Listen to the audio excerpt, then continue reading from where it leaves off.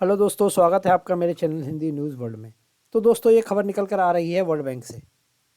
जैसा कि आप सबको पता है कि रूस और यूक्रेन के युद्ध को चलते हुए लगभग 11 महीने से आसपास हो गए हैं तथा चीन में भी कोरोना ने हालत ख़राब कर रखी है, जिसकी वजह से चीन की अर्थव्यवस्था भी कमज़ोर पड़ रही है, जिसका सीधा असर सप्लाई चेन पर पड़ रहा है।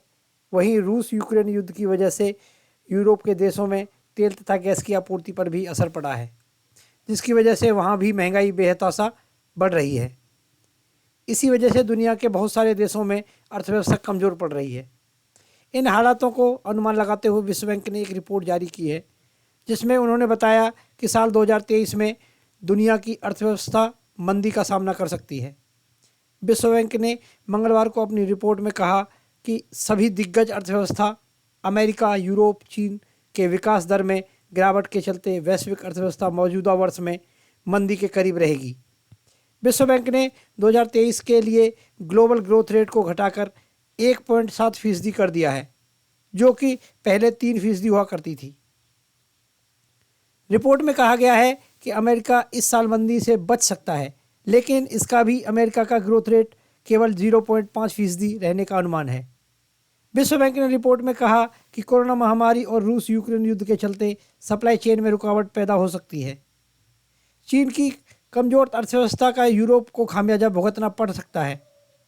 विश्व बैंक ने अपनी रिपोर्ट में कहा कि अमेरिका और यूरोप में बढ़ती ब्याज दरों के चलते गरीब देशों को निवेश को आकर्षित करेगा, जिसमें इन देशों में निवेश का संकट पैदा हो सकता है।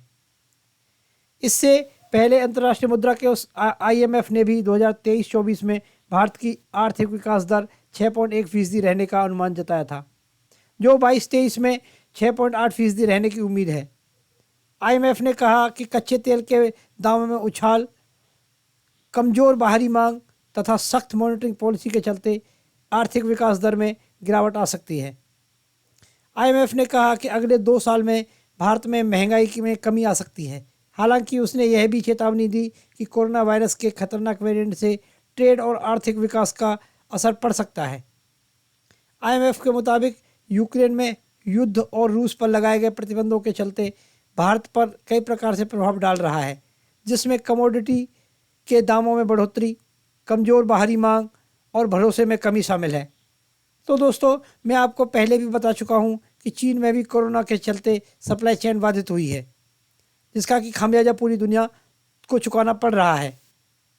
इससे खाद्य संकट भी पैदा हो सकता है।